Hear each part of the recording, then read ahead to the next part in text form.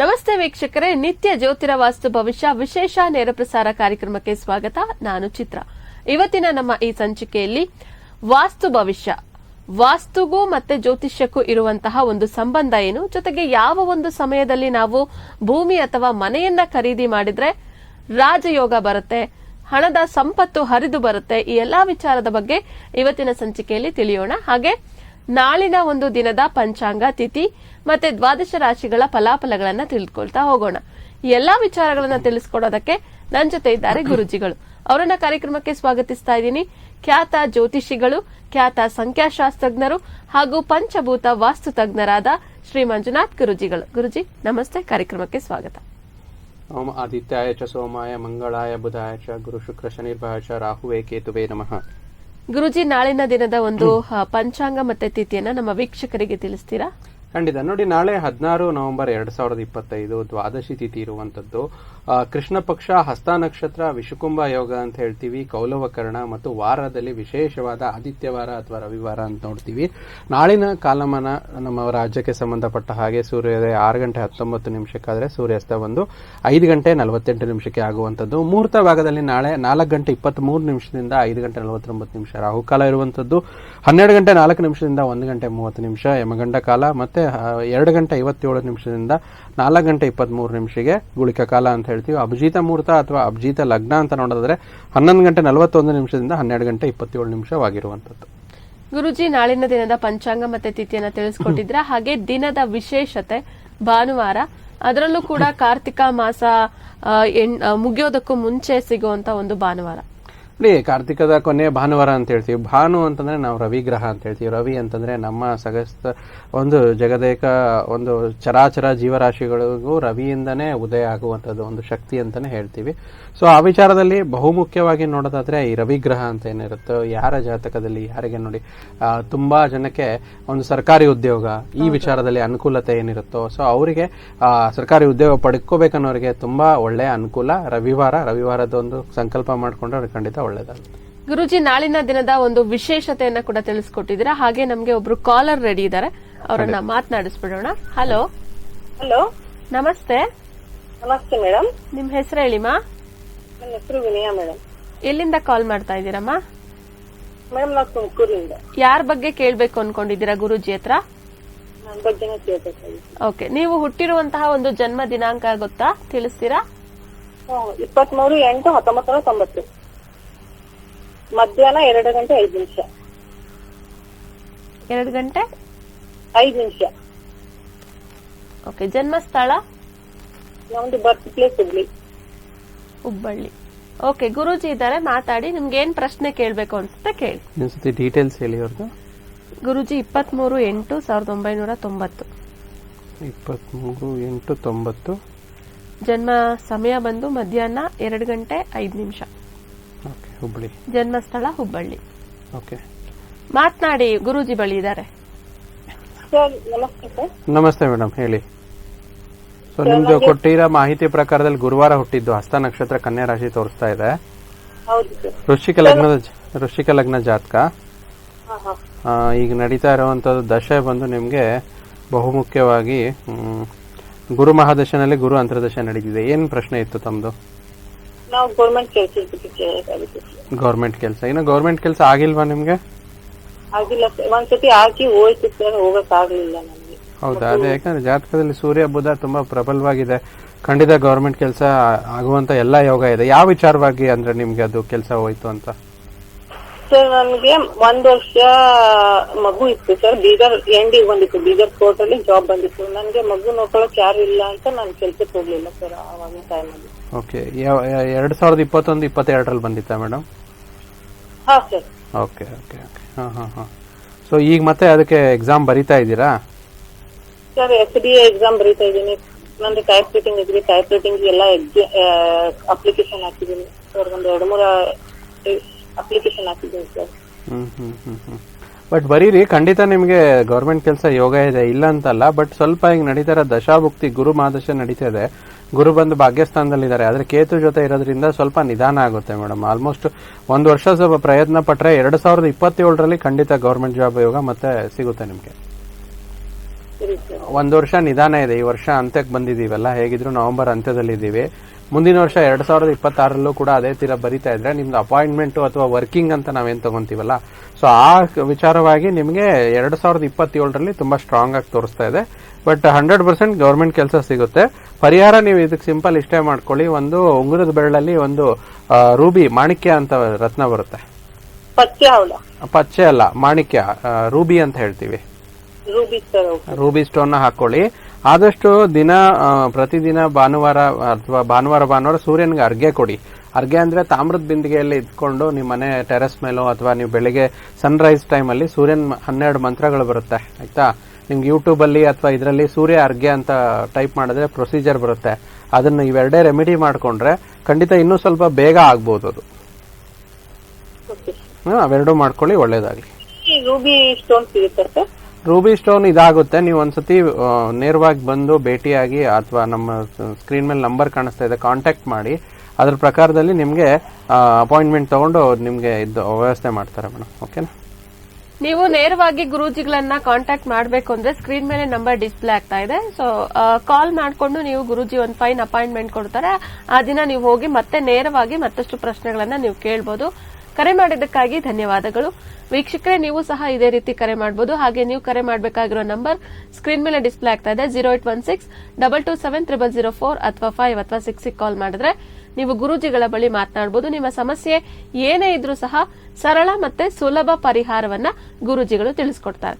ಗುರೂಜಿ, ನಾಳಿನ ದಿನದ ಒಂದು ವಿಶೇಷತೆಯನ್ನ ತಿಳಿಸ್ಕೊಟ್ಟಿದ್ರೆ, ಹಾಗೆ ನಾಳಿನ ದಿನದ ಒಂದು ದ್ವಾದಶ ರಾಶಿಗಳ ದಿನ ಭವಿಷ್ಯವನ್ನ ಪ್ರಾರಂಭ ಮಾಡೋಣ. ಖಂಡಿತ. ಮೊದಲನೇದಾಗಿ ಮೇಷರಾಶಿ. ಮೇಷರಾಶಿಯವರು ಸ್ವಲ್ಪ ಗಂಭೀರ ತೊಂದರೆಗಳನ್ನು ಎದುರಿಸಲು ಸಾಧ್ಯವಿಲ್ಲವಾದುದರಿಂದ ನಿಮ್ಮನ್ನು ನೀವು ನಿಯಂತ್ರಿಸಿಕೊಳ್ಳಿ. ಅಂದ್ರೆ ಕೋಪ ಜಾಸ್ತಿ ಇದ್ರೆ ಅದನ್ನ ಕಂಟ್ರೋಲ್ ಮಾಡ್ಕೊಂಡು ಮಾಡಿ, ಅದರಿಂದ ನಿಮ್ಮ ದಿನ ಚೆನ್ನಾಗಿರುತ್ತೆ. ಮೇಷರಾಶಿಯ ನಂತರ ಮುಂದಿನ ರಾಶಿ ವೃಷಭ ರಾಶಿ. ರಾಶಿಯವರಿಗೆ ಆರೋಗ್ಯ ತುಂಬಾ ಚೆನ್ನಾಗಿರುತ್ತೆ. ನೀವು ಸ್ನೇಹಿತರೊಂದಿಗೆ ಪಾರ್ಟಿಯಲ್ಲಿ ಸ್ವಲ್ಪ ಸಾಕಷ್ಟು ಹಣ ಖರ್ಚು ಮಾಡುವಂತ ಯೋಗ ಇರುತ್ತೆ.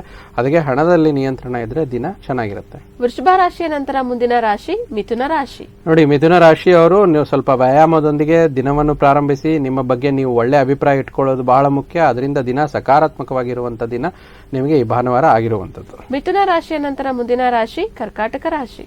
ಕರ್ಕಾಟಕ ರಾಶಿಯ ವಿಚಾರದಲ್ಲಿ ನೋಡಿದ್ರೆ ಸ್ವಲ್ಪ ಗರ್ಭಿಣಿಯರು ವಿಶೇಷ ಕಾಳಜಿ ವಹಿಸಬೇಕು. ಸಾಧ್ಯವಾದ್ರೆ ನಿಮ್ಮ ಆ ಒಂದು ವಿಚಾರದಲ್ಲಿ ಸ್ನೇಹಿತರು ಅಥವಾ ಯಾರಾದರೂ ಸಹಾಯ ತಗೊಂಡು ದಿನ ದುಡಿದ್ರೆ ನಿಮ್ಗೆ ಯಾವುದೇ ರೀತಿ ತೊಂದರೆ ಆಗೋದಿಲ್ಲ.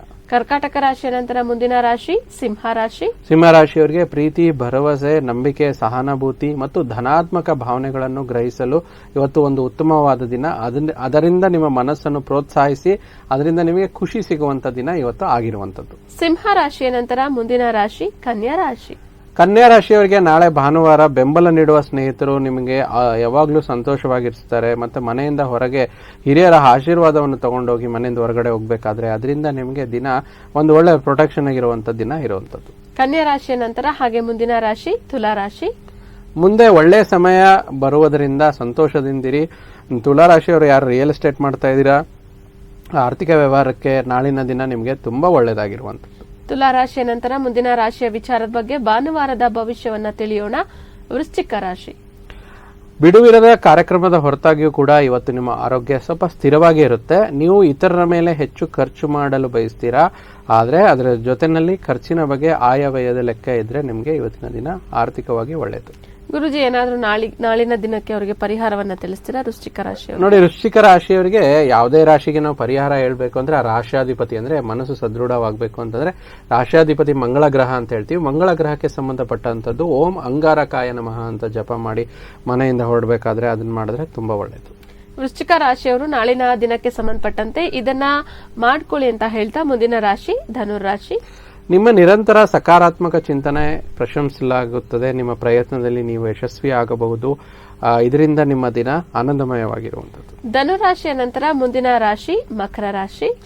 ಮಕರ ರಾಶಿ ಸ್ವಲ್ಪ ನಾಳೆ ಯಾರಾದರೂ ಅಡಿಕ್ಷನ್ಸ್ ಇದ್ರೆ ಮದ್ಯಪಾನ ಮಾಡಿದ್ದಲ್ಲಿ ನಿದ್ರೆ ಬರುವಂತದ್ದು, ನಿದ್ರೆ ಭಂಗ ಆಗುವಂತದ್ದು, ಅದಕ್ಕೆ ನೀವು ಆಳವಾದ ವಿಶ್ರಾಂತಿ ತಗೊಳ್ಳೋದು ಒಳ್ಳೆಯದು. ಮತ್ತೆ ಯಾವುದೇ ರೀತಿ ವ್ಯಸನಗಳಿದ್ರೆ ನಾಳೆ ತಡೆಗಟ್ಟಬಹುದಾದ್ರೆ ತುಂಬಾ ಒಳ್ಳೆಯ ದಿನ ಆಗಿರುವಂತದ್ದು. ಮಕರ ರಾಶಿಯ ನಂತರ ಮುಂದಿನ ರಾಶಿ ಕುಂಭ ರಾಶಿಯ ಬಗ್ಗೆ ನಾಳಿನ ದಿನ ಭವಿಷ್ಯ ಏನಿದೆ ನೋಡೋಣ. ನೋಡಿ, ಕುಂಭರಾಶಿಯವರಿಗೆ ನಿಮ್ಮ ಕೌಶಲ್ಯಗಳನ್ನು ತೋರಿಸಲು ಅವಕಾಶಗಳು ಇಂದು ನಿಮಗೆ ಹುಡುಕೊಂಡು ಬರುತ್ತೆ. ಅಂದ್ರೆ ನಿಮ್ಮ ಸ್ಕಿಲ್ಸ್ ಅನ್ನ ನೀವು ನಾಳಿನ ದಿನ ಇಂಪ್ರೂವ್ ಮಾಡ್ಕೋಬಹುದು. ಕೆಲವರಿಗೆ ಅನಿರೀಕ್ಷಿತ ಪ್ರಯಾಣ ಒತ್ತಡವಿದ್ರೂ ಕೂಡ ಅದರಿಂದ ಸ್ವಲ್ಪ ಉದ್ವೇಗ ಉಂಟಾಗುವಂಥದ್ದು. ಅದಕ್ಕೆ ಯಾವುದೇ ರೀತಿ ಟೆನ್ಷನ್ ತಗೊಳ್ಳೋದ್ರಿಂದ ಕಾಮ್ ಆಗಿರಿ ಅಂತ ಹೇಳ್ತಾ ಇದ್ದೀವಿ. ಮುಂದಿನ ಹಾಗೂ ಕೊನೆಯ ರಾಶಿ ಮೀನರಾಶಿ. ಮೀನರಾಶಿಯವರಿಗೆ ನೋಡಿ, ನಾಳೆ ರಕ್ತದೊತ್ತಡ ಇರುವ ರೋಗಿಗಳು ಸ್ವಲ್ಪ ರಕ್ತದೊತ್ತಡ ಕಡಿಮೆ ಮಾಡಲು ಮತ್ತು ಕೊಲೆಸ್ಟ್ರಾಲ್ ನಿಯಂತ್ರಣದಲ್ಲಿ ಇರಿಸಿಕೊಳ್ಳಲು ಸ್ವಲ್ಪ ಮನೆಮದ್ದು ಮತ್ತೆ ಏನಾದರೂ ಒಂದು ಆಯುರ್ವೇದಿಕ ಔಷಧಿ ಪದ್ಧತಿ ಮೇಲೆ ಡಿಪೆಂಡ್ ಆಗಿರೋದು ಒಳ್ಳೆಯದು. ಇಲ್ಲಾಂದ್ರೆ ಸ್ವಲ್ಪ ಏನೋ ಆರೋಗ್ಯದಲ್ಲಿ ಏರುಪೇರುಗಳಾಗುವಂಥದ್ದು ಮೀನರಾಶಿಗೆ ನಾಳೆ ಒಂದು ಭಾನುವಾರದೊತ್ತು ಆಗುವಂಥದ್ದು. ಇಲ್ಲಿಗೆ ದ್ವಾದಶ ರಾಶಿಗಳ ದಿನ ಭವಿಷ್ಯ, ಅದರಲ್ಲೂ ಭಾನುವಾರದ ದಿನ ಭವಿಷ್ಯ ಮುಕ್ತಾಯ ಆಗಿದೆ. ವೀಕ್ಷಕರೇ, ನೀವು ಸಹ ಗುರೂಜಿಗಳ ಬಳಿ ನೇರವಾಗಿ ಮಾತನಾಡಬೇಕು ಅಂದ್ರೆ ಸ್ಕ್ರೀನ್ ಮೇಲೆ ನಂಬರ್ ಡಿಸ್ಪ್ಲೇ ಆಗ್ತಾ ಇದೆ. 08162270004 ಅಥವಾ 5 ಅಥವಾ 6 ಕಾಲ್ ಮಾಡಿ, ಹಾಗೆ ಗುರೂಜಿಗಳ ಬಳಿ ಮಾತನಾಡಿ. ನಾನು ಸಂಚಿಕೆಯನ್ನ ಪ್ರಾರಂಭ ಮಾಡೋದಕ್ಕೂ ಮುಂಚೆನೆ ಹೇಳಿದೆ, ಇವತ್ತಿನ ನಮ್ಮ ಈ ಸಂಚಿಕೆಯಲ್ಲಿ ವಾಸ್ತು ಭವಿಷ್ಯ ನಿಜಾನ, ಜೊತೆಗೆ ಜ್ಯೋತಿಷ್ಯಕ್ಕೂ ಮತ್ತೆ ವಾಸ್ತುಗೂ ಇರುವಂತಹ ಸಂಬಂಧ ಏನು, ಈ ಎಲ್ಲಾ ವಿಚಾರಗಳ ಬಗ್ಗೆ ಗುರೂಜಿಗಳು ತಿಳಿಸಿಕೊಡ್ತಾರೆ. ಗುರೂಜಿ, ಮೊದಲನೇದಾಗಿ ವಾಸ್ತು ಭವಿಷ್ಯ ನಿಜಾನ, ದೇವರಿಗೆ ಮತ್ತು ಕುಬೇರನಿಗೆ ಮೂಲ ಏನಾದ್ರೂ ಇದೆಯಾ ಅಂತ ಹೇಳಿ. ನೋಡಿ, ವಾಸ್ತು ಅನ್ನೋದು ಸ್ವಲ್ಪ ವೈಡರ್ ಆಂಗಲ್ ಅಲ್ಲಿ ನಾವು ನೋಡ್ಬೇಕಾಗುತ್ತೆ. ವಾಸ್ತುತಿ ವಾಸ್ತು ಅಂತ ಅಂದ್ರೆ ನಾವು ವಾಸ ಮಾಡುವಂತ ಸ್ಥಳಕ್ಕೆ ನಾವು ವಾಸ್ತು ಅಪ್ಲೈ ಮಾಡುವಂತದ್ದು ಬಹಳ ಮುಖ್ಯವಾಗಿರುವಂತದ್ದು. ಪ್ರತಿಯೊಂದು ವಿಚಾರದಲ್ಲಿ ಸರ್ವೇ ಸಾಮಾನ್ಯವಾಗಿ ಜನರಿಗೆ ಏನಾಗಿರುತ್ತೆ ಅಂದ್ರೆ, ನಾವು ಇದೇ ಇದರಲ್ಲಿ ಈ ಮೂಲೆಯಲ್ಲೇ ದೇವರು ಬರಬೇಕು, ಮತ್ತೆ ಇದೇ ಮೂಲೆಯಲ್ಲಿ ಒಂದು ಬೆಡ್ರೂಮ್ ಬರಬೇಕು, ಇದೇ ಮೂಲೆಯಲ್ಲಿ ಅಡುಗೆ ಮನೆ ಬರಬೇಕು ಅಂತ ಒಂದು ಬಹುಮುಖ್ಯವಾಗಿರುವಂತ ಇದಿರುವಂತದ್ದು. ಸೊ ತಾವು ಕೇಳುವಂತದ್ದು ಬಹುಮುಖ್ಯವಾಗಿ ದೇವರ ಮೂಲೆಯಲ್ಲಿ ಅಂತಂದ್ರೆ ಸರ್ವೇ ಸಾಮಾನ್ಯವಾಗಿ ಜನ ಈಶಾನ್ಯ ಮೂಲೆ ದೇವ್ರ ಮೂಲೆ, ಈಶಾನ್ಯ ಮೂಲೆ ದೇವ್ರ ಮೂಲೆ ಅಂತ ವಾಡಿಕೆಯಲ್ಲಿ ಹೇಳುವಂಥದ್ದು ಜನ. ಸೊ ಏನಾಗುತ್ತೆ ಅಂದ್ರೆ, ಯಾವುದೇ ಒಂದು ಧರ್ಮಶಾಸ್ತ್ರದಲ್ಲಿ ಎಲ್ಲೂ ಕೂಡ ಈಶಾನ್ಯ ದಿಕ್ಕಿಗೆ ಅಥವಾ ಈಶಾನ್ಯ ಇದಕ್ಕೆ ದೇವ್ರ ಮೂಲೆ ಅಂತ ಎಲ್ಲೋ ಒಂದು ಶಾಸ್ತ್ರದಲ್ಲಿ ಬರ್ದಿಲ್ಲ. ಅದು ಸರ್ವೇ ಸಾಮಾನ್ಯವಾಗಿ ಜನರು ಮಾಡ್ಕೊಂಡಿರುವಂಥದ್ದು. ಸೊ ಈ ರೀತಿ ತುಂಬಾ ಬಹುಮುಖ್ಯವಾಗಿರುವಂಥದ್ದು. ಅದಕ್ಕೆ ನಾವು ದೇವರ ಮನೆ ಯಾವ ಕಡೆಗೆ ಇಡಬೇಕು ಅಂತಂದ್ರೆ, ಒಂದು ಮನೆಯ ಯಾವುದೇ ಒಂದು ನಕ್ಷೆ ತಯಾರು ಮಾಡುವಂಥದ್ದು ಬಹುಮುಖ್ಯವಾಗಿರುವಂಥದ್ದು. ಸೊ ಸರ್ವೇ ಸಾಮಾನ್ಯವಾಗಿ ಎಲ್ಲರೂ ಇಂಜಿನಿಯರ್ ಹತ್ರ ನಕ್ಷೆ ತಯಾರು ಮಾಡ್ತಾರೆ, ಮನೆ ಮ್ಯಾಪ್ ತಯಾರು ಮಾಡ್ತಾರೆ. ಅದರಲ್ಲಿ ದೇವರ ದಿಕ್ಕು ಅಂತ ಬಂದಾಗ ನಾವು ಡಿಗ್ರಿಗಳನ್ನ ಬಹಳ ಮುಖ್ಯವಾಗಿ ಪರಿಗಣಿಸಬೇಕಾಗುತ್ತೆ. ಸೊ ವಾಸ್ತು ಅಂದ್ರೇನೆ ಡಿಗ್ರಿ. ಈಗ ಹೇಗೆ ಜ್ಯೋತಿಷ್ ಶಾಸ್ತ್ರದಲ್ಲಿ ನಾವು ಡಿಗ್ರಿ ಅಂತ ಹೇಗೆ ತಗೋಬಹುದು ಅಂದ್ರೆ, ನೋಡಿ, ಜ್ಯೋತಿಷದಲ್ಲಿ ನಮಗೊಂದು ರೆಫರೆನ್ಸ್, ಈಗ ಒಬ್ರು ಯಾರೋ ಕಾಲ್ ಮಾಡಿರ್ತಾರೆ, ಅವ್ರದ್ದು ಡೇಟ್ ಆಫ್ ಬರ್ತ್ ತಗೊಂತೀವಿ, ಮತ್ತೆ ಅವ್ರದ್ದು ಟೈಮ್ ಆಫ್ ಬರ್ತ್ ತಗೊಂತೀವಿ, ಅವ್ರ ಊರು ತಗೊಂತೀವಿ. ಊರು ಅಂತಂದ್ರೆ ನಮಗೆ ಹೇಗೆ ಲಾಂಗಿಟ್ಯೂಡ್ ಲ್ಯಾಟಿಟ್ಯೂಡ್ ಅಕ್ಷಾಂಶ ರೇಖಾಂಶ ಇರುತ್ತಲ್ಲ, ಆ ಡಿಗ್ರಿಯಲ್ಲಿ ಅವ್ರು ಹುಟ್ಟಿದಾಗ ಇವರ ಲಗ್ನ ಇಷ್ಟು ಡಿಗ್ರಿಯಲ್ಲಿ ಇರುತ್ತೆ, ಇವ್ರದ್ದು ಇಂಥ ಲಗ್ನನೇ ಆಗುತ್ತೆ, ಇಂಥ ರಾಶಿನೇ, ಇಂಥ ನಕ್ಷತ್ರನೇ ಅಂತ ತಗೊಂತೀವಿ. ಅದೇ ರೀತಿ ಮನೆಗೆ ದೇವ ಮೂಲೆ ಅಂತ ಬಹಳ ಮುಖ್ಯವಾಗಿರುವಂಥದ್ದು. ಯಾವುದೇ ಶಾಸ್ತ್ರದಲ್ಲಿ ಮೂಲೆ ಉಲ್ಲೇಖವಾಗಿಲ್ಲ. ಡಿಗ್ರಿ ಅನುಸಾರವಾಗಿ ತಗೊಂಡಾಗ ನಾವು ಉತ್ತರದ ದಿಕ್ಕು ಅಂದ್ರೆ 0 ಡಿಗ್ರಿ ಅಂತ ತಗೊಂತೀವಿ, ಅದಕ್ಕೆ 0 ಅಂತ ತಗೊಂತೀವಿ. ಅಲ್ಲಿಂದ ಪೂರ್ವದ ದಿಕ್ಕಿಗೆ ನಾವು 90 ಡಿಗ್ರಿ ಅಂತ ತಗೊಂತೀವಿ. ಸೊ ಬಹುಮುಖ್ಯವಾಗಿ ನಾವು ಉತ್ತರದ ಡಿಗ್ರಿ 0ಯಿಂದ 90 ಒಳಗಡೆ ನಾವು ದೇವ್ರ ಮನೆ ಎಲ್ಲಾದ್ರೂ ಮಾಡಬಹುದು. ಅದು ಬಹುಮುಖ್ಯವಾಗಿ ತಿಳ್ಕೋಬೇಕು. ತುಂಬಾ ಜನ ಏನ್ ಮಾಡ್ತಾರೆ, ನಾವು ಈಶಾನ್ಯ ಮೂಲೆಗೆ ನಾವು ಮಾಡಬೇಕು ಅಥವಾ ದೈವ ಮೂಲೆಗೆ ಮಾಡಬೇಕು ಅಂತ. ಅದಕ್ಕೆ ದೇವರಿಗೆ ಯಾವ್ದು ರೆಸ್ಟ್ರಿಕ್ಷನ್ಸ್ ಇಲ್ಲ. ನಮ್ಮ ಶಾಸ್ತ್ರದಲ್ಲೇ ಹೇಳ್ತಾರಲ್ಲ, ಭಗವಂತ ಸರ್ವಂತರ್ಯಾಮಿ, ಅವರಿಗೆ ಯಾವ್ದು ರೆಸ್ಟ್ರಿಕ್ಷನ್ಸ್ ಇಲ್ಲ. ಎಲ್ಲಾ ಕಡೆ ಭಗವಂತನ ಒಂದು ಎಕ್ಸಿಸ್ಟೆನ್ಸ್ ಇರುವಂತದ್ದು. ಕರೆಕ್ಟ್ ಅಲ್ವಾ? ಸೊ ಆ ವಿಚಾರದಲ್ಲಿ ನೀವು ಉತ್ತರದಿಂದ ಪೂರ್ವದ ಭಾಗದಲ್ಲಿ ಎಲ್ಲಾದ್ರೂ ನೀವು ದೇವರ ಮನೆ ನಿರ್ಮಾಣ ಮಾಡಬಹುದು. ಆದ್ರೆ ತುಂಬಾ ಜನಕ್ಕೆ ಕನ್ಫ್ಯೂಷನ್ಸ್ ಇರೋದೇನಂತಂದ್ರೆ, ನಾವು ದೇವರು ಯಾವ ಕಡೆ ಮುಖ ಮಾಡಬೇಕು ಅಥವಾ ನಮ್ ಬೆನ್ನು ದೇವ್ರಿಗೆ ಕಾಣಿಸ್ಬಾರ್ದು, ಏನೋ ಒಂದು ಹಲವಾರು ಕನ್ಫ್ಯೂಷನ್ಸ್. ಸೊ ದೇವರ ಮನೆ ವಿಚಾರವಾಗಿ ನೋಡ್ಬೇಕಾದ್ರೆ ಪೂರ್ವಾಭಿಮುಖವಾಗಿ ಅಂದ್ರೆ ಪೂರ್ವಗೆ ಒರಗಿಕೊಂಡು ಅಥವಾ ಪಶ್ಚಿಮಾಭಿಮುಖವಾಗಿ ಅಂದ್ರೆ ಪಶ್ಚಿಮದ ಗೋಡೆಗೆ ಅಥವಾ ಪೂರ್ವದ ಗೋಡೆಗೆ ದೇವರನ್ನ ಇಟ್ಟು ಪೂಜೆ ಮಾಡುವಂತದ್ದು ಯಾವ ಡಿಗ್ರಿನಲ್ಲಿ 0 to 90 ಡಿಗ್ರಿ ಬಹಳ ಮುಖ್ಯವಾಗಿರುತ್ತೆ. ಓಕೆ ಗುರುಜಿ, ಒಬ್ರು ಕಾಲರ್ ಇದ್ದಾರೆ, ಮಾತನಾಡಿಸ್ಬಿಡೋಣ, ಆಮೇಲೆ ಮುಂದುವರಿಸೋಣ. ಹಲೋ, ನನ್ನ ಹೆಸರು ಮಾಲತಿ ಅಂತ. ಒಂದ್ಸಲ ಮಾತಾಡಿದ್ದೆ ನಾನು. ಓಕೆ ಮಾಲತಿ ಅವರು, ಈಗ ಯಾರ ಬಗ್ಗೆ ಕೇಳ್ಬೇಕು ಅನ್ಕೊಂಡಿದೀರಪ್ಪ? ನನ್ ಮಗನ್ ಬಗ್ಗೆ. ಓಕೆ, ಅವ್ರು ಹುಟ್ಟಿರುವಂತಹ ಜನ್ಮ ದಿನಾಂಕ ತಿಳಿಸಿ. ಜನ್ಮ ದಿನಾಂಕ ಒಂದು ಜೂನ್ 17, 2002. ಓಕೆ, ಜನ್ಮ ಸಮಯ ಬೆಳಗ್ಗೆ 8:00 ಪುಪ್ಪ ನಕ್ಷತ್ರ, ಸಿಂಹರಾಶಿ. ಜನ್ಮ ಸ್ಥಳ ತಿಳಿಸಿ. ಚಿಕ್ಕಬಳ್ಳಾಪುರ. 17/6/2002 ಜನ್ಮ ದಿನಾಂಕ. ಬೆಳಗ್ಗೆ 8:30. ಹುಟ್ಟಿರುವಂತಹ ಸ್ಥಳ ಚಿಕ್ಕಬಳ್ಳಾಪುರ. ಹೆಸರು ಅವ್ರದ್ದು, ಅವ್ರ ಮಗನ ಹೆಸರು? ನಿಮ್ಮ ಮಗನ ಹೆಸರು ಹೇಳಿಮಾ? ಅಭಯ್ ನಾರಾಯಣ. ಅಭಯ್ ನಾರಾಯಣ. ಅಭಯ್ ನಾರಾಯಣ. ಓಕೆ. ನಂದು ಕೇಳ್ಬೋದಾ ಗುರುಜಿ? ಹಾ, ನಿಮ್ದು ಮಗಂದು ಫಸ್ಟ್ ನೋಡೋಣ ಮೇಡಮ್. ನಿಮ್ದು ಇದು ಇವ್ರು ನಿಮ್ ಮಗನ ಬಗ್ಗೆ ಆಲ್ರೆಡಿ ಕೇಳಿದ್ರಾ ಕೊನೆ ಇದ್ರಲ್ಲಿ? ಹಾ, ಕೇಳಿದ್ದೆ. ಸರಿ, ಹಂಗಂದ್ರೆ ನಿಮ್ದು ಕೇಳಿ. ನನ್ನ ಹೆಸರು ಮಾಲ್ತಿ ಅಂತ.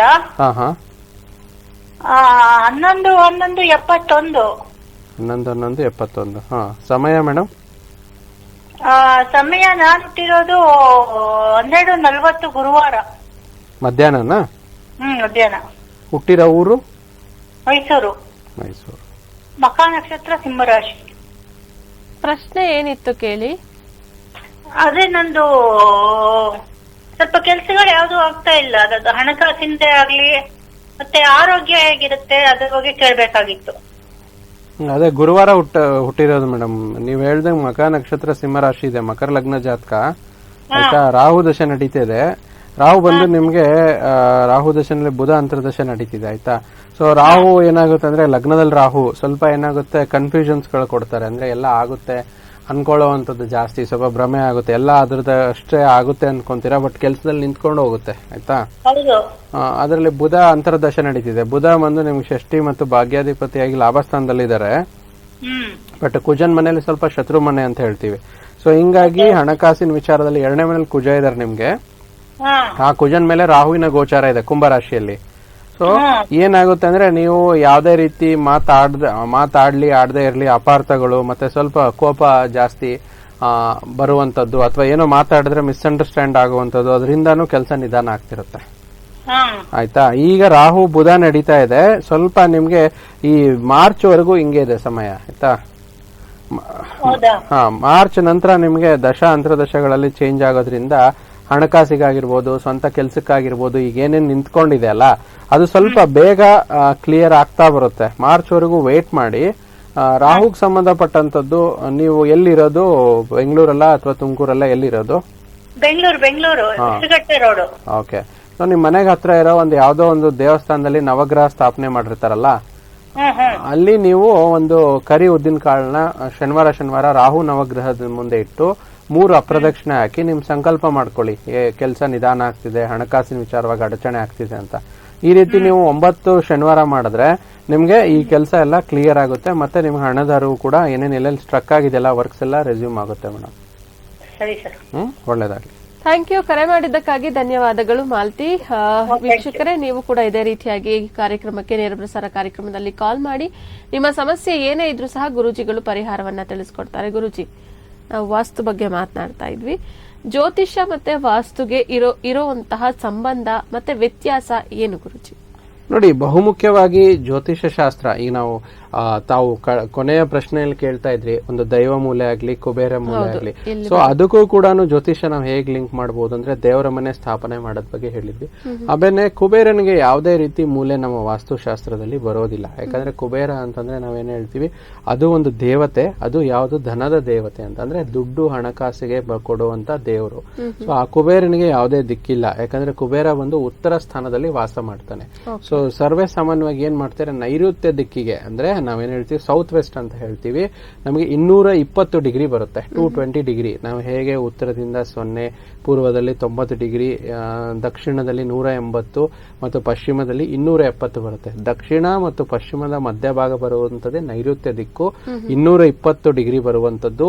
ಸೊ ಆ ಡಿಗ್ರಿಗೆ ನಾವು ನೈಋತ್ಯ ದಿಕ್ಕು ಅನ್ನೋದ್ ಬದಲು ಎಲ್ಲರೂ ಕುಬೇರ ಮೂಲೆ ಅಂತ ಹೇಳ್ತಾರೆ. ಸೊ ಅದು ತಪ್ಪಾಗುತ್ತೆ. ಸೊ ನೈಋತ್ಯ ದಿಕ್ಕಲ್ಲಿ ನಿರುತಿ ಅನ್ನೋ ದೇವತೆ ಇರುವಂತದ್ದು. ಸೊ ಅದಕ್ಕೆ ಅದನ್ನ ಅಲ್ಲೇ ಇದ್ ಮಾಡ್ಬೇಕು. ನಾವು ಮೊದಲೇ ಪ್ರಶ್ನೆದಲ್ಲಿ ನಾವು ಹೇಳ್ದಂಗೆ ಈ ದೇವರಿಗೂ ಕೂಡ ಮತ್ತೆ ಕುಬೇರನಿಗೂ ದಿಕ್ಕಿರೋದಿಲ್ಲ. ಆ ಡಿಗ್ರಿ ಅನುಸಾರವಾಗಿಟ್ರೆ ಅವರಿಗೆ ಪೂರ್ಣ ಅನುಗ್ರಹ ಸಿಗುತ್ತೆ. ಮತ್ತೆ ತಾವು ಕೇಳ್ದಂಗೆ ಜ್ಯೋತಿಷ್ಯಕ್ಕೂ ಮತ್ತು ವಾಸ್ತುಗಿರುವಂತ ಸಂಬಂಧ, ವ್ಯತ್ಯಾಸ ಅಥವಾ ಸಂಬಂಧ ಅಥವಾ ಏನು ಡಿಫರೆನ್ಸ್ ಅಂತ ತಾವು ಕೇಳಿದಾಗ ನೋಡಿ, ಜ್ಯೋತಿಷ್ಯ ಶಾಸ್ತ್ರ ಅನ್ನೋದು ಕಂಪ್ಲೀಟ್ ಆಗಿ ನಾವು 9 ನವಗ್ರಹಗಳ ಆಧಾರಿತವಾಗಿರುವಂತದ್ದು. ಸೂರ್ಯ ಮತ್ತೆ ಬುಧ ಆಗಿರ್ಬೋದು, ಮತ್ತೆ ಚಂದ್ರ ಆಗಿರ್ಬೋದು, ಮಂಗಳ, ಗುರು, ಶುಕ್ರ, ಶನಿ, ರಾಹು, ಕೇತು, 9 ನವಗ್ರಹಗಳಂತ ಹೇಳ್ತೀವಿ. ಸೊ ಈ ಜ್ಯೋತಿಷ್ಯ ಶಾಸ್ತ್ರದಲ್ಲಿ ಆಯಾ ಒಂದು ಗ್ರಹಗಳಿಗೆ ಒಂದೊಂದು ದಶ ಅಂತ ಬರುವಂತದ್ದು. ಸೊ ವಾಸ್ತುಶಾಸ್ತ್ರ ಬಹುಮುಖ್ಯವಾಗಿರುವಂತಹ ವ್ಯತ್ಯಾಸ ಏನು ಅಂತಂದ್ರೆ, ವಾಸ್ತುಶಾಸ್ತ್ರಗಳಲ್ಲಿ ನಾವು ಪಂಚಭೂತಗಳನ್ನ ಬಹಳಷ್ಟು ಉಪಯೋಗಿಸುವಂತದ್ದು. ಅಗ್ನಿ, ಪೃಥ್ವಿ, ವಾಯು, ಜಲ ಮತ್ತು ಆಕಾಶ ಅಂತ ಹೇಳ್ತೀವಿ. ಸೊ ಪಂಚಭೂತಗಳನ್ನ ಬ್ಯಾಲೆನ್ಸ್ ಮಾಡುವಂತದ್ದು. ನೋಡಿ, ತುಂಬಾ ಜನಗಳು ನಮ್ಮಲ್ಲಿ ಯಾರು ಬರ್ತಾರೆ ಕ್ಲೈಂಟ್ಸ್, ಮನೇಲಿ ಶಾಂತಿ ಇಲ್ಲ, ನೆಮ್ಮದಿ ಇಲ್ಲ, ಕಿರಿಕಿರಿ ಜಾಸ್ತಿ ಅಂತ ಹೇಳ್ತಾರೆ. ಸೊ ಆ ವಿಚಾರದಲ್ಲಿ ನೋಡೋದಾದ್ರೆ ಏನಾಗುತ್ತೆ ಅಂದ್ರೆ, ಸಮಸ್ಯೆ ಯಾವ ರೀತಿ ಬರುತ್ತೆ ಅಂದ್ರೆ, ಅವರಿಗೆ ಏನೋ ಒಂದು ಸ್ವಲ್ಪ ಸೊ ಮನೆಯಲ್ಲಿ ಅವರಿಗೆ ಕಿರಿಕಿರಿ ಆಗ್ಬೋದು, ವಾಸ್ತು ವಿಚಾರದಲ್ಲಿ ಏನೋ ಒಂದು ಅಶಾಂತಿಗಳಾಗ್ಬೋದು. ಸೊ ಈ ವಿಚಾರದಲ್ಲಿ ಸ್ವಲ್ಪ ಜಾಸ್ತಿ ಇರುತ್ತೆ. ಆ ಅಶಾಂತಿನ ಕಮ್ಮಿ ಮಾಡ್ಬೇಕಂದ್ರೆ ಅಗ್ನಿ ತತ್ವನ ಕಮ್ಮಿ ಮಾಡಬೇಕು. ಇದು ಬಹಳ ಮುಖ್ಯವಾಗಿರುವಂತದ್ದು. ಓಕೆ ಗುರುಜಿ, ಜ್ಯೋತಿಷ್ಯ ಹಾಗೆ ವಾಸ್ತುಗೂ ಇರ್ತಕ್ಕಂತ ಸಂಬಂಧ ಮತ್ತಷ್ಟು ಕೂಡ ನಮ್ಮ ವೀಕ್ಷಕರಿಗೆ ತಿಳಿಸ್ಕೊಡಿ. ಹಾಗೆ ವೀಕ್ಷಕರೇ, ನಾವು ತಗೋತಾ ಇದೀವಿ ನಮ್ಮ ನೇರ ಪ್ರಸಾರ ಕಾರ್ಯಕ್ರಮದಲ್ಲಿ ಒಂದು ಚಿಕ್ಕ ವಿರಾಮ.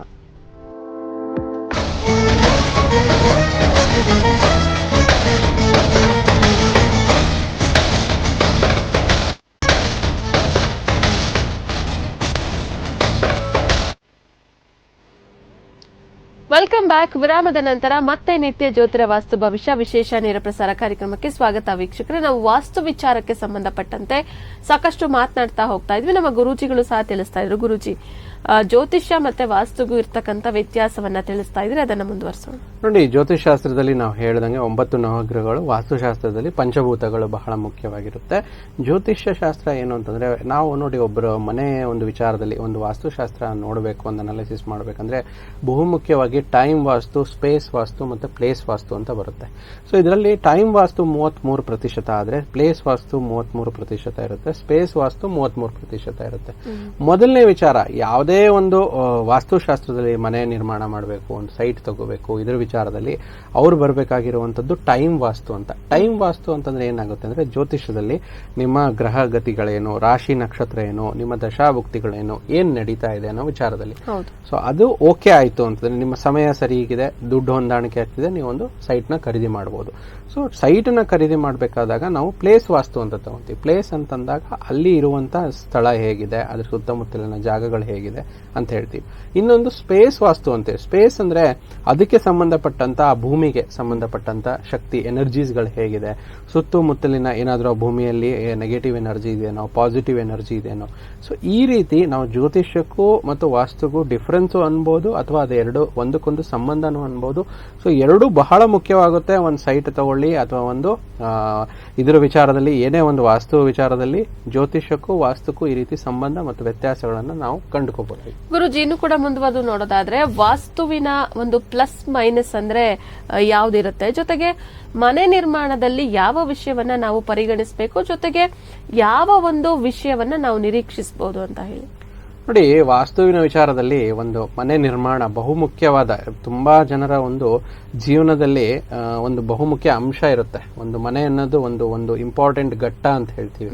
ಒಂದು ಮನೆ ಅಂತ ನಿರ್ಮಾಣ ಆದ್ರೆ, ಒಂದು ಮನೆಗೆ ಯಾವ ರೀತಿ ಹೋಲಿಸ್ತಾರೆ ಅಂದ್ರೆ, ಮನೆ ಅನ್ನೋದು ಎರಡನೇ ತಾಯಿ ತರ ಅಂತ. ಸೊ ಬಹುಮುಖ್ಯವಾಗಿ ಜನ್ಮ ಕೊಟ್ಟ ಒಂದು ತಾಯಿ ಆದ್ರೆ ಎರಡನೇ ತಾಯಿ ಮನೆ ಅಂತ ಹೇಳ್ತಾರೆ. ಸೊ ಮನೆಗೆ ಅಷ್ಟು ಪ್ರಾಮುಖ್ಯತೆ ನಾವು ಕೊಡ್ತೀವಿ. ವಾಸ್ತುವಿನ ಅಂಶದಲ್ಲಿ ಮನೆ ಕಟ್ಟಬೇಕಾದಾಗ ಅಥವಾ ಸೈಟ್ ತಗೋಬೇಕಾದಾಗ ನಾವು ಜ್ಯೋತಿಷಾಸ್ತ್ರದ ಹೆಲ್ಪ್ ತಗೊಂಡು ನಾವು ತಗೊಂತೀವಿ.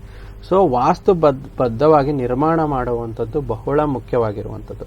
ಅಂದ್ರೆ ಪ್ಲಾನ್ ಏನ್ ಹಾಕ್ಸ್ತಿರೋ ಅಥವಾ ನೀವೇನ್ ಪ್ಲಾನಿಂಗ್ ಮಾಡ್ತಿರೋ, ಯಾಕಂದ್ರೆ ನಮ್ಮ ವಾಸ್ತುವಿನಲ್ಲಿ ಬಹುಮುಖ್ಯವಾಗಿ ಪರಿಗಣಿಸಬೇಕಾಗಿರುವ ಅಂಶ, ನಮ್ಮ ಭೂಮಿ ಏನಿದೆ ಅಲ್ಲ, ಗುಂಡಾಕಾರದಲ್ಲಿಲ್ಲ, ಅಂಡಾಕಾರದಲ್ಲಿ, ಅಂದ್ರೆ ಇಟ್ ಈಸ್ ಎಲಿಪ್ಟಿಕಲ್ ಶೇಪ್ ಅಂತ ಹೇಳ್ತೀವಿ.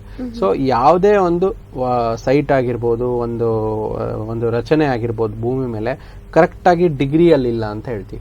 ಸೊ ಡಿಗ್ರಿ ಇಲ್ಲ ಅಂದ್ರೆ ಏನಂದ್ರೆ, ನಾವು ಒಂದು ಸೈಟ್ ಅನ್ನ ಒಂದು 60-40 ಒಂದು ನಿವೇಶನ ಸೈಟ್ ಅನ್ಕೊಳ್ಳಿ. ಸೈಟ್ ನ ಮಧ್ಯ ಭಾಗ ಹೋಗಿ ನಿಂತ್ಕೊಂಡಾಗ ನಮಗೆ ಯಾವ ಕಡೆ ರೋಡ್ ಕಾಣಿಸುತ್ತೋ ಅದಕ್ಕೆ ನಾವು ಫೇಸಿಂಗ್ ಅಂತ ಹೇಳ್ತೀವಿ. ಸೊ ಆ ಫೇಸಿಂಗ್ ನಮಗೆ ಫಿಕ್ಸ್ ಆದ್ಮೇಲೆ, ಉದಾಹರಣೆಗೆ ಉತ್ತರ ಫೇಸಿಂಗ್ ಆಗಿರ್ಬೋದು, ಪೂರ್ವ ಫೇಸಿಂಗ್ ಆಗಿರ್ಬೋದು, ದಕ್ಷಿಣ ಆಗಿರ್ಬೋದು, ಪಶ್ಚಿಮ ಆಗಿರ್ಬೋದು, ಅದು ನಿರ್ಧಾರ ಆದ್ಮೇಲೆ ಮುಂದೆ ಇರುವಂತದ್ದೇ ಬಹಳ ಮುಖ್ಯವಾಗಿರುವಂತದ್ದು ಡಿಗ್ರಿ. ಅಂದ್ರೆ ಉದಾಹರಣೆಗೆ ನಾವು ಪಶ್ಚಿಮದ ದಿಕ್ಕಿನ ಸೈಟ್ ಅಂತ ತಗೊಂಡಾಗ, ಪಶ್ಚಿಮ ದಿಕ್ಕಂದ್ರೆ 270 ಡಿಗ್ರಿ ಬರುತ್ತೆ. ಮಧ್ಯ ಭಾಗದಲ್ಲಿ ನಿಂತ್ಕೊಂಡಾಗ ಒಂದು ಅವ್ರ ಮೊಬೈಲ್ ನ ಕಂಪಾಸ್, ಯಾವುದೇ ಒಂದು ಆಪಲ್ ಮೊಬೈಲ್ ಆಗಿರ್ಬೋದು, ಆಂಡ್ರಾಯ್ಡ್ ಮೊಬೈಲ್ ಆಗಿರ್ಬೋದು, ಆ ಕಂಪಾಸ್ ಅನ್ನ ಒಂದು ಆಪ್ ಡೌನ್ಲೋಡ್ ಮಾಡ್ಕೊಂಡು ಅವರು ಪಶ್ಚಿಮದ ಕಡೆ ಮುಖ ಮಾಡಿ ನಿಂತ್ಕೊಂಡಾಗ ಎಷ್ಟು ಬರಬೇಕು, 270 ಡಿಗ್ರಿ ಬರಬೇಕು. ಸೊ 270 ಬಂದಿಲ್ಲ, ಯಾಕಂದ್ರೆ ಗುಂಡಾಕಾರದಲ್ಲಿ ಇಲ್ಲ, ಎಲಿಪ್ಟಿಕಲ್ ಶೇಪ್ ಇರೋದ್ರಿಂದ ವೇರಿಯೇಷನ್ಸ್ ಬರುತ್ತೆ ಡಿಗ್ರಿ. 275 ಬಂತು, 280 ಬಂತು ಅಂದ್ರೆ ಸರಿ ಇದೆ, ಒಂದು 10 degree variation is okay. But ಏನಾಗುತ್ತೆ, ಕೆಲವೊಂದು ಸೈಟ್ ತುಂಬಾ ವಾಲ್ ಇರುತ್ತೆ, ಡಿಗ್ರಿಯಲ್ಲಿ 270 ಬರೋದ್ ಬದಲು 290 ಬರುತ್ತೆ. ಅಲ್ಲಿಗೆ ಪಶ್ಚಿಮ ದಿಕ್ಕು ಅಷ್ಟೊಂದು ಸುಲಭವಾಗಿ ಇರೋದಿಲ್ಲ.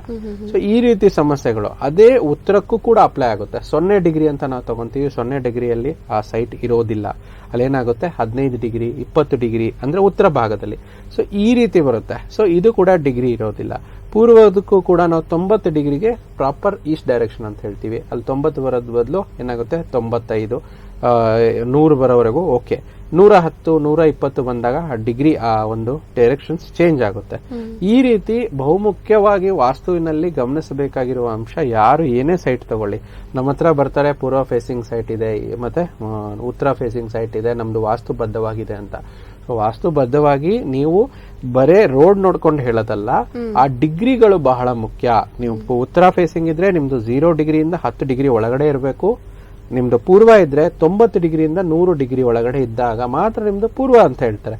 ಅಲ್ಲಿ 100 ಬರೋದ್ ಬದಲು 120 ಡಿಗ್ರಿ ಏನಾದ್ರು ಸೈಟ್ ಇದ್ರೆ ನಿಮ್ದು ಪೂರ್ವ ಸೈಟ್ ಅಲ್ವೇ ಅಲ್ಲ, ಆಗ್ನೇಯ ಸೈಟ್ ಆಗ್ಬಿಡತ್ತೆ. ಆವಾಗ ನೀವು ಅನ್ಕೊಂಡಿರೋ ಸೈಟ್ ಪೂರ್ವ ಅಂತ ಅನ್ಕೊಂಡಿರೋದು ಆಗ್ನೇಯ ಇದ್ದಾಗ ನೀವೇನೇ ಮನೆ ಕಟ್ಸಿದ್ರು ಕೂಡ ಅದರಲ್ಲಿ ವಾಸ್ತು ಅಂಶ ಇರೋದಿಲ್ಲ. ನೀವು ಎಷ್ಟೇ ಪರಿಹಾರ ಮಾಡ್ಕೊಳ್ಳಿ, ಎಷ್ಟೇ ಇದು ಮಾಡಿ, ಅಂದ್ರೆ ಡಿಸಿಷನ್ ಮೇಕಿಂಗ್ ತುಂಬಾ ಇಂಪಾರ್ಟೆಂಟ್ ಆಗುತ್ತೆ. ನಾನು ಸಾಮಾನ್ಯವಾಗಿ ಒಂದು ಜನರಿಗೆ ಹೇಗೆ ಅದನ್ನು ನೋಡ್ಬೇಕು ಅಂತ, ಇದನ್ನ ಪರಿಣಿತಿ ಹೊಂದಿದವರು ಬೇಗ ನೋಡ್ತಾರೆ, ವಾಸ್ತು ತಜ್ಞರಾಗಿರ್ಬೋದು ಮತ್ತೆ ಅಲ್ಲಿ ಸೈಟ್ ಇಂಜಿನಿಯರ್ಸ್ ಆಗಿರ್ಬೋದು. ಆದ್ರೆ ನಮ್ಮ ವೀಕ್ಷಕರು, ವಾಹಿನಿಯ ವೀಕ್ಷಕರು ಯಾರು ಲೈವ್ ಅಲ್ಲಿ ನೋಡ್ತಾ ಇದ್ದೀರಾ, ಸೊ ಈ ಅಂಶಗಳನ್ನ ಪರಿಗಣಿಸಿದ್ರೆ ಮಾತ್ರ ನಿಮ್ಗೆ ಒಳ್ಳೆಯ ಒಂದು ಸೈಟ್ ಸಿಗುವಂತದ್ದು, ಆ ಸೈಟ್ ನಿರ್ಮಾಣ ಮಾಡಿ ನೀವು ಇದು ಮಾಡುವಂತದ್ದು. ಈ ಎಲ್ಲಾ ಅಂಶಗಳನ್ನ ವಾಸ್ತುಬದ್ಧವಾಗಿ ನಮ್ಮ ವೀಕ್ಷಕರು ಗಮನಿಸಬೇಕಾಗುತ್ತೆ. ಓಕೆ ಗುರುಜಿ, ಇನ್ನು ವಾಸ್ತು ಪ್ರಕಾರ ಜನರಿಗೆ ಒಂದು ಹಿಂಟ್ ಅನ್ನೋದು ಸಿಗೋದು ಹೇಗೆ? ಅವರು ಈ ಒಂದು ವಿಚಾರದಲ್ಲಿ ಕಾಮನ್ ಆಗಿ ಮಾಡುವಂತ ತಪ್ಪೇನು ಗುರುಜಿ? ನೋಡಿ, ವಾಸ್ತುಬದ್ಧವಾಗಿ ನೋಡ್ಬೇಕಾದಾಗ ಒಂದು ಹಿಂಟ್ ಅಂತ ಏನ್ ಸಿಗುತ್ತೆ. ಒಂದು ಸೈಟ್ ಖರೀದಿ ಮಾಡಿದೀರಾ ಅಥವಾ ನೀವೇನೋ ಒಂದು ನಿವೇಶನ ಒಂದು ಕಟ್ಸಿರೋ ಮನೆ ತಗೊಂಡಿದ್ದೀರಾ ಅಂತಂದ್ರೆ ಜೀವನದಲ್ಲಿ ಎಲ್ಲಾ ಒಂದು ಘಟನೆಗಳು ಪ್ಲಸ್ ಆರ್ ಮೈನಸ್ ಘಟನೆಗಳೇ ನಡೀತಿರುತ್ತೆ.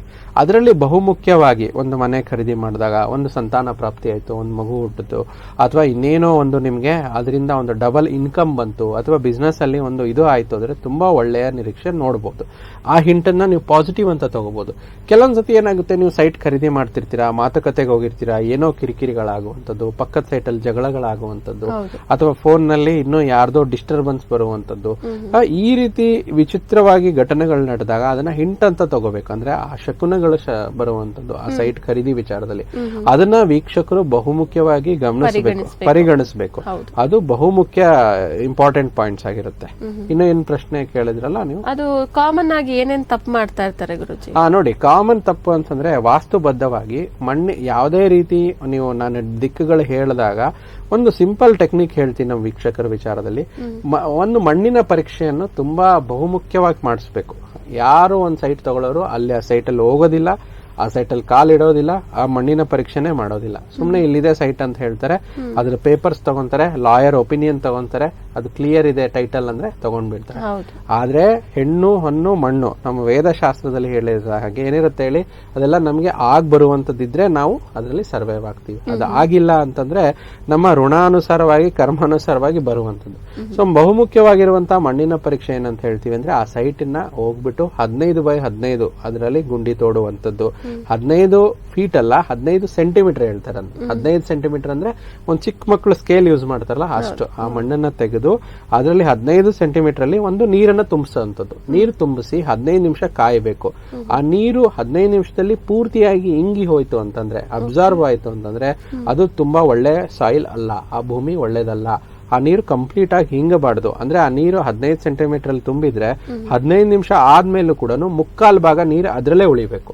ಅಂದ್ರೆ ಆ ತುಂಬಾ ಮಣ್ಣು ಗಟ್ಟಿಯಾಗಿರುವಂತದ್ದು, ಆ ಮಣ್ಣಿನ ವಿಚಾರದಲ್ಲಿ ಅವರಿಗೆ ಅನುಕೂಲತೆ ಆಗುತ್ತೆ, ಮನೆ ನಿರ್ಮಾಣ ಮಾಡುವಂತದ್ದು.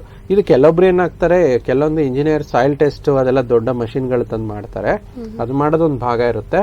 ಆದ್ರೆ ಬೇಸಿಕ್ ಇಷ್ಟನ್ನ ಮಾಡ್ಕೊಂಡ್ರೆ ಈ ಅಂಶನ ಇಗ್ನೋರ್ ಮಾಡ್ಬಿಡ್ತಾರೆ ಜನ.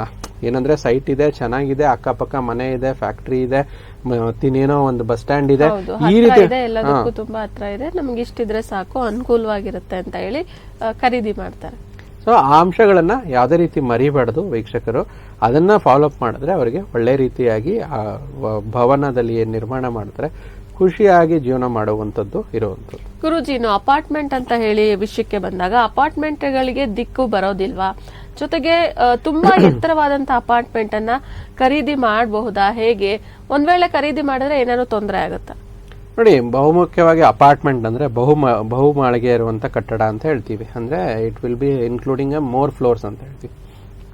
ಅಪಾರ್ಟ್ಮೆಂಟ್ ಇರುವಂತದ್ದು ಏನ್ ಹೇಳಿ ತುಂಬಾ ಎತ್ತರವಾಗಿರುತ್ತೆ. ಸೊ ಅಪಾರ್ಟ್ಮೆಂಟ್ ಅಲ್ಲಿ ಏನಾಗುತ್ತೆ ಅಂದ್ರೆ ದಿಕ್ಕುಗಳಂತ ತಗೊಂಡಾಗ ದಿಕ್ಕುಗಳು ಸರಿಯಾಗಿ ಮಾಡಿರೋದಿಲ್ಲ. ಯಾಕಂದ್ರೆ ಅವ್ರೇನ್ ಮಾಡ್ತಾರೆ ಅಂದ್ರೆ ಒಂದೇ ಒಂದು ಪ್ಲಾಟ್ ಅಲ್ಲಿ ಕ್ರಾಸ್ ವೆಂಟಿಲೇಷನ್ ಅಂತ ಬಿಟ್ಕೊಂಡು ದಿಕ್ಕುಗಳು ಟಿಲ್ಟ್ ಆಗಿರುತ್ತೆ. ಅದಕ್ಕೆ ನಾವು ಅಪಾರ್ಟ್ಮೆಂಟ್ ಅಲ್ಲಿ ತಗೊಂಡ್ರೆ ಗ್ರೌಂಡ್ ಫ್ಲೋರ್ ಫಸ್ಟ್ ಫ್ಲೋರ್ ವರೆಗೂ ತುಂಬಾ ಒಂದು ಒಳ್ಳೆಯ ದಿಕ್ಕನ್ನ ನಾವು ಪರಿಗಣಿಸಬಹುದು. ಇನ್ನು ಮೇಲೆ ಹೋದಾಗ ನಮ್ಮ ಜ್ಯೋತಿಷ್ ಶಾಸ್ತ್ರದ ಪ್ರಕಾರದಲ್ಲಿ ರಾಹು ತತ್ವ ಅಂದ್ರೆ ವಾಯು ಜಾಸ್ತಿ ಆಗುತ್ತೆ. ರಾಹು ತತ್ವ ಜಾಸ್ತಿ ಆಗಿರೋದ್ರಿಂದ ಅಷ್ಟೊಂದು ದಿಕ್ಕನ್ನು ಪರಿಗಣಿಸಬೇಕಾಗಿಲ್ಲ. ಆದ್ರೆ ಬಹುಮುಖ್ಯ ಅಪಾರ್ಟ್ಮೆಂಟ್ ಅಲ್ಲಿ ಒಂದು ಅಡುಗೆ ಮನೆ ಆಗಿರ್ಬೋದು, ಒಂದು ವಾಶ್ರೂಮ್ ಆಗಿರ್ಬೋದು, ಒಂದು ಮೇನ್ ಡೋರ್ ಆಗಿರ್ಬೋದು, ಈ 3 ಅಂಶಗಳನ್ನ ಅವ್ರು ಪರಿಗಣಿಸಬೇಕು.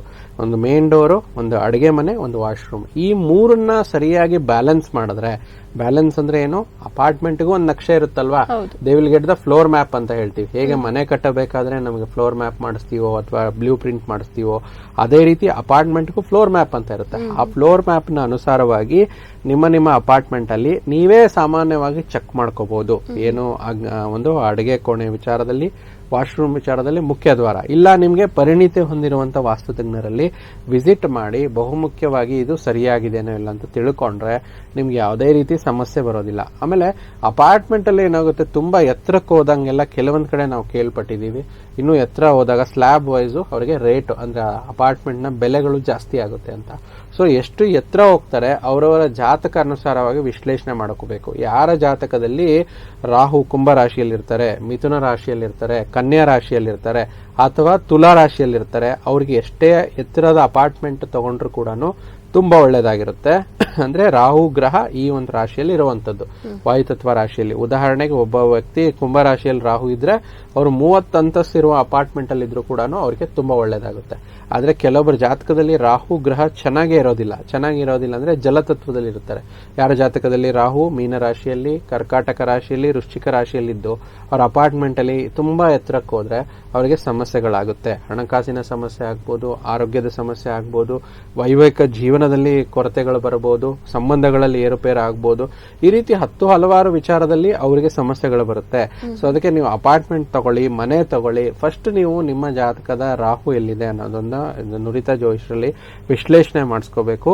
ಮತ್ತೆ ಅಪಾರ್ಟ್ಮೆಂಟ್ ಅಲ್ಲಿ ನೋಡ್ಬೇಕಾಗಿರುವಂತ 3 ಅಂಶಗಳನ್ನ ಗಮನಿಸಬೇಕು. ಗುರುಜಿ, ಇನ್ನು ಭೂಮಿ ಕೆಳಗಡೆ ಏನಾದ್ರೂ ನಾವು ನಿರ್ಮಾಣ ಮಾಡಬೇಕು ಅನ್ಕೊಂಡ್ರೆ ಅದನ್ನ ಮಾಡಬಹುದಾ? ಜೊತೆಗೆ ಅಲ್ಲಿ ಯಾವ ವಾಸ್ತು ಅಂಶಗಳನ್ನ ನಾವು ಗಮನಿಸಬೇಕಾಗತ್ತೆ? ನೋಡಿ, ನಮ್ಮಲ್ಲಿ ತುಂಬಾ ಇಂಪಾರ್ಟೆಂಟ್ ಆಗಿರುವಂತದ್ದು ಭೂಮಿ ಕೆಳಗಡೆ ಮಾಡುವಂತದ್ದು. ಇದು ನಗರದಲ್ಲಿ ಸ್ವಲ್ಪ ಜಾಸ್ತಿ ಆಗಿರುತ್ತೆ. ಅಂದ್ರೆ ಅವರಿಗೆ ಸ್ಪೇಸ್ ಕಾನ್ಸ್ಟೆಂಟ್ಸ್ ಅಂತ ಹೇಳ್ತೀವಿ, ಅಂದ್ರೆ ಅವರಿಗೆ ಪಾರ್ಕಿಂಗ್ ವ್ಯವಸ್ಥೆ ಇರೋದಿಲ್ಲ.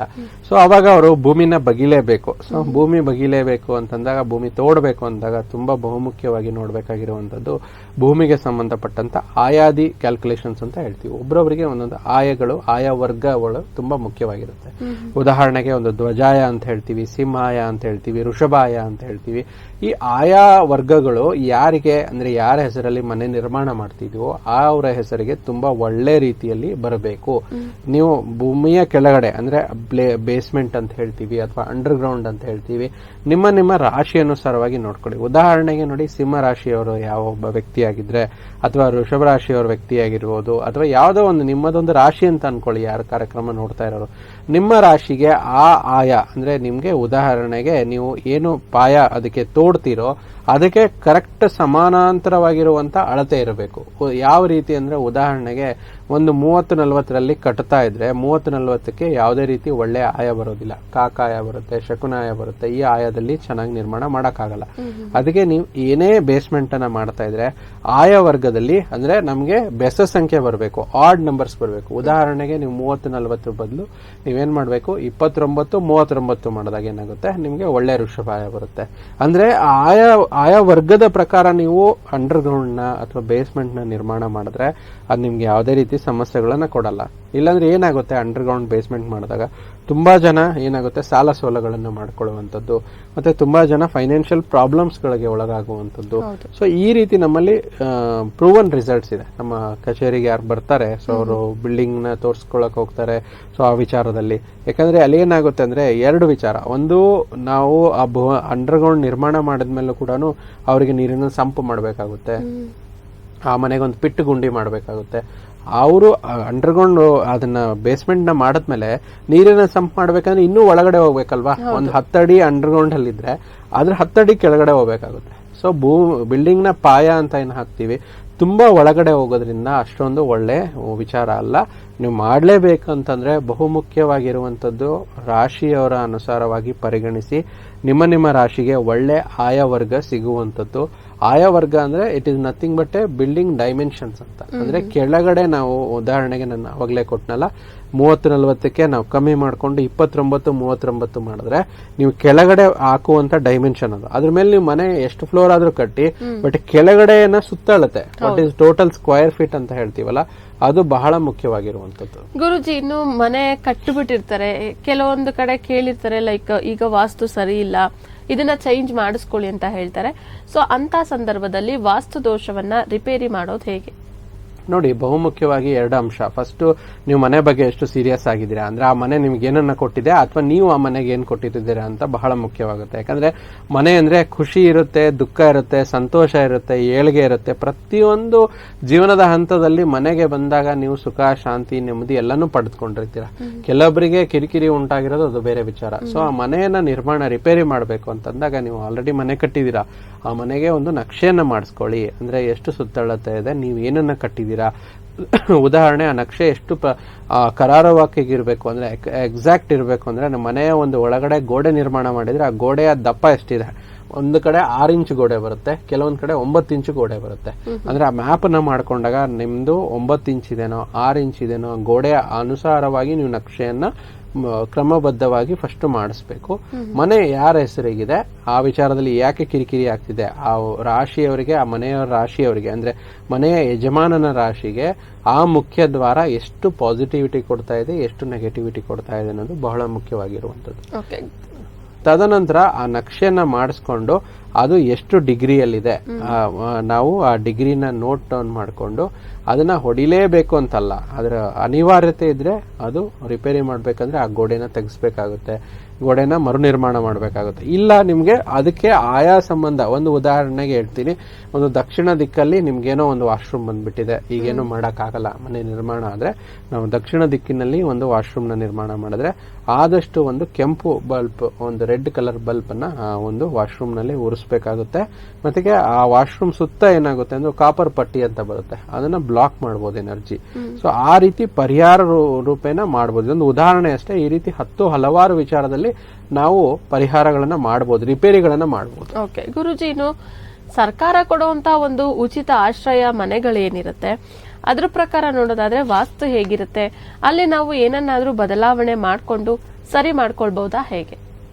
ನೋಡಿ, ನಿಮ್ಮ ಪ್ರಶ್ನೆಯಲ್ಲೇ ಉತ್ತರ ಇದೆ. ಸರ್ಕಾರದಲ್ಲಿ ಇರುವಂತ ಮನೆ ವಾಸ್ತುಬದ್ಧವಾಗಿ ಸ್ವಲ್ಪ ಕಷ್ಟ ಸಾಧ್ಯ ಅಲ್ವಾ? ಯಾಕಂದ್ರೆ ಸರ್ಕಾರ ಮನೆ ಕೊಡೋದೇ ಹೆಚ್ಚಾಗಿದೆ ಇವತ್ತಿನ ಒಂದು ಕಾಲಘಟ್ಟದಲ್ಲಿ. ಆದ್ರೂ ಒಂದ್ ಮನೆ ಕೊಡ್ತಾ ಇದೆ, ನಮ್ ಸರ್ಕಾರಕ್ಕೆ ಪ್ರೋತ್ಸಾಹ ಮಾಡೋಣ. ಯಾಕಂದ್ರೆ ಯಾರು ಬಡವರಂತಲ್ಲ, ಹುಟ್ಟತಾ ಯಾರು ಬಡವರಾಗಲ್ಲ, ಅವರವರ ಕರ್ಮ ಅನುಸಾರವಾಗಿ ಅವರ ಒಂದು ತೊಂದರೆಗಳಾಗುತ್ತೆ. ಒಂದು ಮನೆ ಸಿಗ್ತಾ ಇದೆ ಅಂದ್ರೆ ಒಳ್ಳೆ ವಿಚಾರ. ಫಸ್ಟ್ ಅದನ್ನ ಮನೆನ ನೀವು ಪಡ್ಕೊಳ್ಳಿ, ತಗೊಳ್ಳಿ. ಸೊ ಆಶ್ರಯ ಮನೆಗಳು ಬಂದಾಗ ಏನಾಗುತ್ತೆ, ನೀವೇನ ಬ್ಯಾಲೆನ್ಸ್ ಮಾಡ್ಕೋಬಹುದು ಆ ಮನೆ ವಿಚಾರವಾಗಿ. ನೋಡಿ, ಸರ್ಕಾರ ಎಲ್ಲ ರೆಡಿ ಮಾಡಿಕೊಟ್ರು, ಆ ಮನೆಗೆ ಪೇಂಟ್ ಮಾಡ್ಕೊಳ್ಳೋದು ನಿಮ್ ಕಡೆ ಇರುತ್ತೆ. ಆ ಮನೆಯಲ್ಲಿ 1 ಬೆಡ್ರೂಮ್ ಆಗ್ಲಿ 2 ಬೆಡ್ರೂಮ್ ಆಗ್ಲಿ ನೀವು ಯಾವ್ದನ್ನ ಎಲ್ಲಿ ಇಟ್ಕೋಬೇಕು ಅನ್ನೋದು ತುಂಬಾ ಮುಖ್ಯವಾಗುತ್ತೆ. ಆದಷ್ಟು ದಕ್ಷಿಣ ಪಶ್ಚಿಮ ಭಾಗದಲ್ಲಿ, ಆ ಮನೆಗೆ ಒಂದು ದಕ್ಷಿಣ ಪಶ್ಚಿಮ ಭಾಗದಲ್ಲಿ ಭಾರವಾದ ವಸ್ತುಗಳನ್ನ ಇಡಿ, ಒಂದು ಏನೇ ಐಟಮ್ಸ್ ಇಡ್ಲಿ ಆ ಕಡೆ ಮಾಡ್ಕೊಳ್ಳಿ. ಆದಷ್ಟು ಮನೆಯ ಬಣ್ಣಗಳನ್ನ ಡಾರ್ಕ್ ಕಲರ್ಸ್ ಹಾಕ್ಲೇಬೇಡಿ. ಯಾಕಂದ್ರೆ ಡಾರ್ಕ್ ಕಲರ್ಸ್ ಹಾಕಿದಾಗ ಏನಾಗುತ್ತೆ ಅಂದ್ರೆ ನಮ್ಮ ಶಕ್ತಿನ ಅಬ್ಸರ್ವ್ ಮಾಡುತ್ತೆ ಅಂತ. ಹೇಗೆ ಅಂದ್ರೆ ನಮ್ಮ ಪ್ರತಿಯೊಬ್ಬ ಮನುಷ್ಯರಲ್ಲೂ ಒಂದು ಆರಾ ಎನರ್ಜಿ ಅಂತ ಇರುತ್ತೆ. ನಮ್ಮ ಸುತ್ತ ಇರುವಂತ ಆರಾ ಅಂತಂದ್ರೆ ನಮ್ಮ ಕನ್ನಡದಲ್ಲಿ ಹೇಳ್ಬೇಕಂದ್ರೆ ಪ್ರಭಾವಳಿ ಅಂತ ಹೇಳ್ತೀವಿ. ಆ ಪ್ರಭಾವಳಿ ತುಂಬಾ ಆಗ್ಬಿಡುತ್ತೆ ಯಾವಾಗ ತುಂಬಾ ಅತಿಯಾದ ಡಾರ್ಕ್ ಕಲರ್ಸ್ ಯೂಸ್ ಮಾಡಿದಾಗ. ಸೊ ಅದನ್ನ ಕಮ್ಮಿ ಮಾಡ್ಕೋಬೇಕು, ಆ ಎನರ್ಜೀಸ್ ನ ಕಮ್ಮಿ ಮಾಡಬೇಕು ಅಂತಂದ್ರೆ ಸಿಂಪಲ್ ಇಷ್ಟೇ, ನೀವು ಬಣ್ಣಗಳ ಆಧಾರಿತವಾಗಿ ನೀವು ವಾಸ್ತುಬದ್ಧವಾಗಿ ಬ್ಯಾಲೆನ್ಸ್ ನ ಮಾಡ್ಕೊಳ್ಳಿ. ಆ ಮನೆಗಳಿಗೆ ಸಿಕ್ಕಂತ ಮನೆಗಳಿಗೆ ದಕ್ಷಿಣ ಮತ್ತು ಪಶ್ಚಿಮ ಭಾಗದಲ್ಲಿ ಭಾರವಾದ ವಸ್ತು, ಉತ್ತರ ಪೂರ್ವದಲ್ಲಿ ಆದಷ್ಟು ಖಾಲಿ ಬಿಡಿ. ಅಂದ್ರೆ ಒಂದು ಕಿಟಕಿ ಇದ್ರೆ ಅದು ಕಿಟಕಿ ಮೇಲೆ ಏನ್ ಮಾಡಿರ್ತಾರೆ ಗೊತ್ತಿರ್ಲಾರ್ದಂಗೆ ಒಂದು ಸೋಫಾ ಹಾಕ್ಬಿಟ್ಟಿರ್ತಾರೆ, ಒಂದು ಅಲ್ಮಿರಾನ್ ಇಟ್ಟು ಆ ಕಿಟಕಿನೇ ಕ್ಲೋಸ್ ಮಾಡ್ಬಿಟ್ಟಿರ್ತಾರೆ. ಸೊ ಆ ರೀತಿ ಮಾಡ್ಕೋಬೇಡಿ. ಯಾಕಂದ್ರೆ ಮನೆ ಕಟ್ಸಿ ಕೊಡೋರು ಅವ್ರಾದ್ರೆ ಮನೇಲಿ ವಾಸ ಮಾಡೋರು ಜನಗಳು. ಸೊ ಅದನ್ನ ಬ್ಯಾಲೆನ್ಸ್ ಮಾಡ್ಕೊಂಡು ಹೋದ್ರೆ ಆ ಒಂದು ಮನೆಗಳಲ್ಲೂ ಕೂಡ, ಯಾಕಂದ್ರೆ ತುಂಬಾ ಜನ ಕೇಳ್ಬಿಡ್ತಾರೆ ಬಾಡಿಗೆ ಮನೇಲಿ ವಾಸ್ತು ಮಾಡಕ್ ಆಗುತ್ತಾ, ಸೊ ಅದನ್ನ ನಾವು ಅವ್ರು ಹೇಗ್ ಕೊಟ್ಟಿರ್ತಾರೆ ನಾವು ಅದನ್ನ ಉಪಯೋಗಿಸ್ಬೇಕು ಅಂತ.